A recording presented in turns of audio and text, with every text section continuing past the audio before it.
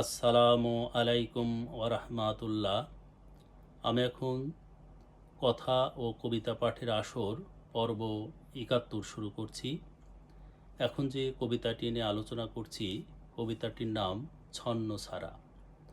নেওয়া হয়েছে ঝড় কাব্যগ্রন্থ থেকে। কাব্যগ্রন্থটি আমারই লেখা।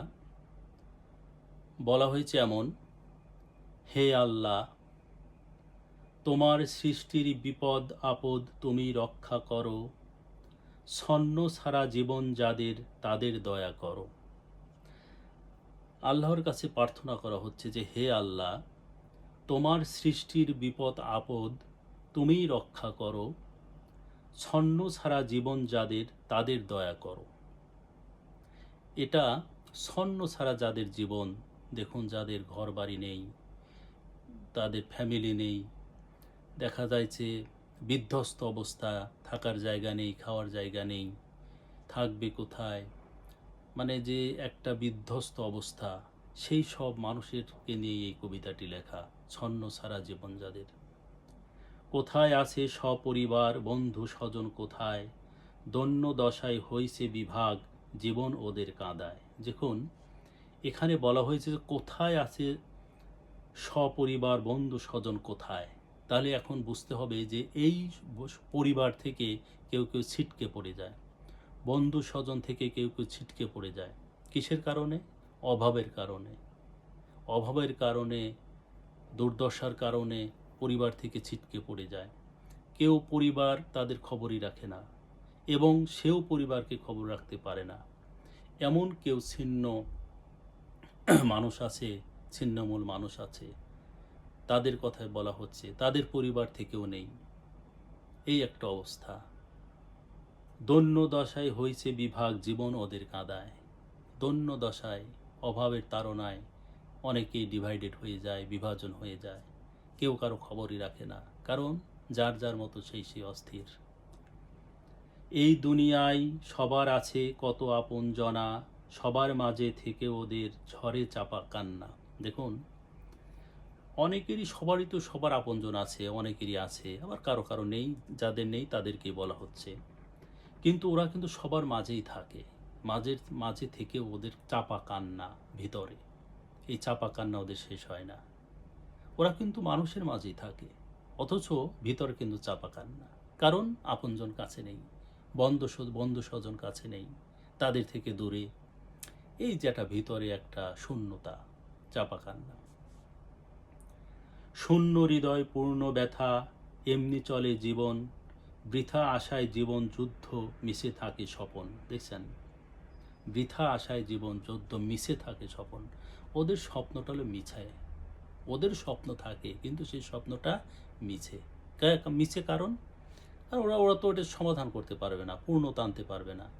ওটা তো, ওরা ওইটা ওই স্বপ্নটাকে পূর্ণরূপ দিতে পারবে না, যার ফলে ওদের ওই স্বপ্নটাই মিছে।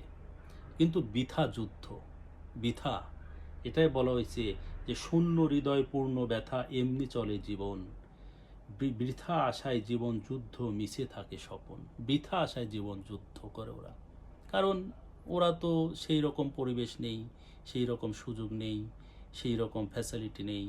ওরা কিভাবে জীবন যুদ্ধই করে যাচ্ছে, কিন্তু ওরা কি সেই সফলতার মুখ দেখবে?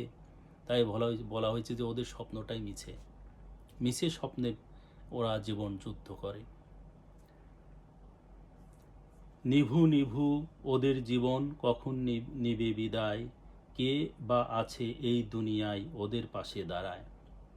আর ওদের জীবন তো নিভু নিভুই, কখন জীবন শেষ হয়ে যায়। কারণ যাদের মাথায় তেল নেই, পেটে ভাত নেই, থাকার ব্যবস্থা নেই, খাদ্য বস্ত্র বাসস্থান মৌলিক অধিকার থেকে বঞ্চিত, ছন্ন ছাড়া জীবন, তো ওদের জীবন তো নিভু নিভুই, কখন নিঃশেষ হয়ে যায়।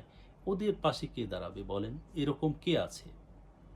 হ্যাঁ, কেউ কেউ দাঁড়ায়, সেটা ভিন্ন, সেটা ভিন্ন, রেয়ার। ওদের পাশে দাঁড়ানোর মতো কে আছে?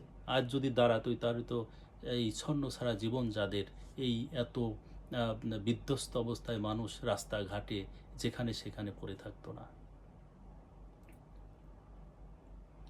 অশ্রু লোকে জীবন চালায় কঠোর মনোবলে, কাউকে দেয় না একটু বুঝতে যেন কোনো ছলে। দেখছেন, অশ্রু লোকে চোখের পানি অশ্রু লোকে জীবন চালায় কঠোর মনোবলে। এখন কি করবে, বাঁচতে তো হবে, তাই কঠোর মনোবলে জীবনটা পরিচালনা করে, কিন্তু অশ্রু লুকিয়ে জীবন চালায়।